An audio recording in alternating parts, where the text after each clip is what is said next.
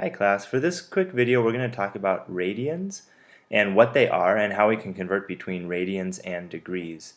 So before we get really far into this, we probably need to talk about what a radian is. Well, a radian is one segment where the radius is equal to the arc portion of the circle, and a good way of thinking about this is taking it back into terms of pi. The basic definition of pi is that pi equals the circumference divided by the diameter. Okay, and if I was trying to solve for circumference, well, I would multiply both sides by d, right? And then the d's cancel out, and I'm left with d times pi equals circumference, d being diameter. And it turns out that the diameter, so that's the point that goes from here all the way across to the other side, is equal to 2 radiuses. So we can also say 2r pi equals circumference. And if I was to go even further and say that I just wanted, say, a half of a circle, in other words, a semicircle, so I could go from this point all the way around to about here, then that would be exactly 1/2 of this. Okay, so I'm going to divide this in 2 and divide that by 2. And then the 2's cancel out and I'm left with r times pi equals my 1/2 circumference, or half of a circle, a semicircle. And also that it turns out that if I was to make the radius of my circle equal to 1, so up here I'm going to cross out r and I'm just going to put 1, that means that in this setting right here I would also have 1 pi equals half of the circumference. From there we can say that the whole circumference, so from here all the way around to the other side over here, would equal 2 pi. So the whole circumference equals 2 pi. Alright, from here what we can do is we can make some correlations between degrees and radians.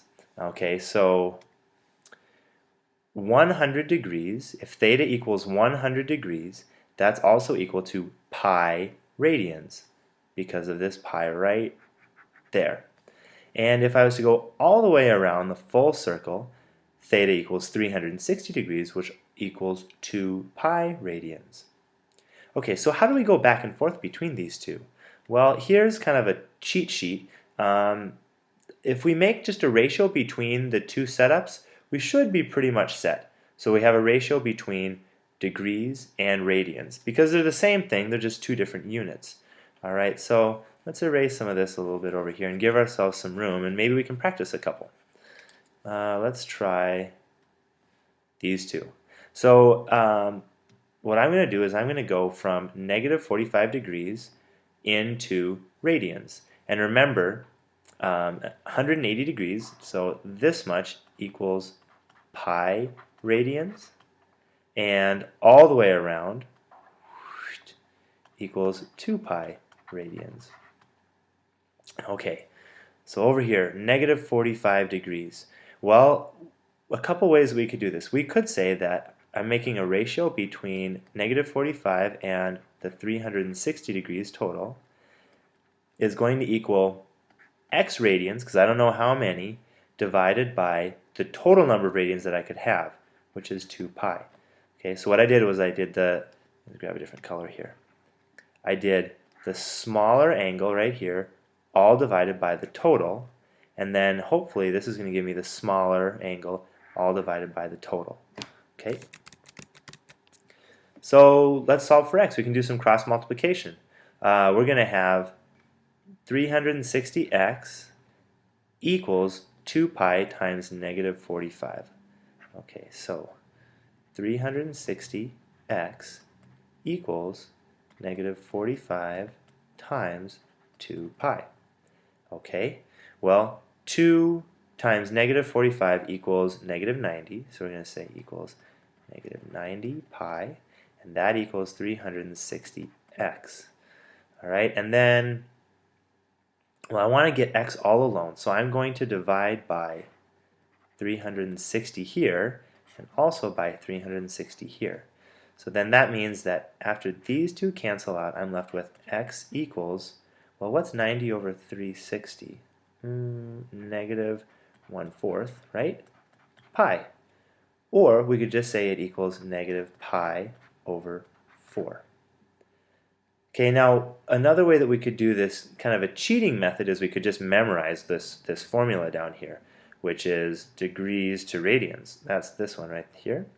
And we can also just take negative 45. Let's do it in a different color so we can get two pieces of work. Negative 45 degrees times pi all over 180 degrees. And then when I'm working with units, these are my radians. And so the degrees, these two cancel each other out because I have degree on top and degree on bottom. And so I'm left with the same thing, negative pi over 4. Okay, part B, let's do 5 pi over 6 radians into degrees. Now before we do any calculations, let's just take an estimate of what we think it's going to be. I'm thinking that this number is really pretty close to pi. And remember, looking over here, that pi radians is about 180 degrees. So if we go slightly less, oops, that's a really bad crosshair. If we go slightly less than pi, we should have something that goes about like this, right to about there. So let's say we're shooting for about 170 degrees-ish. Let's see how close we can get. Okay, so I'm going to say x degrees over 360 degrees equals 5 pi over 6 all over 2 pi. Because remember, I'm having the wholes all the way around the circle in the denominator and then the smaller portions in the numerator. Okay, well I'm going to cross multiply again, so I will multiply these two elements together, and that gets me 2 pi x equals, and then over on this side I'm going to have 360 times 5/6 pi. 1/6 of 360 is 60, so 5/6 times 360, that's going to be 300 pi. Okay, and then from here we just want to get x all alone, so I'm going to divide by 2 pi, divide by 2 pi. The pi's over here and the 2's cancel out, and x, let's see here, these two cancel out, and then I'm left with 30 over 2, so x equals 150 degrees. Let's see if we use this little theorem over here, will we get the same thing? Well, let's find out. Let's do this in blue again. Okay, so I'm going to do 5 pi over 6 times 180 over pi. Okay, pi's cancel out. 6 goes into 180. That should give me 30. And then 30 times 5 equals 150 degrees.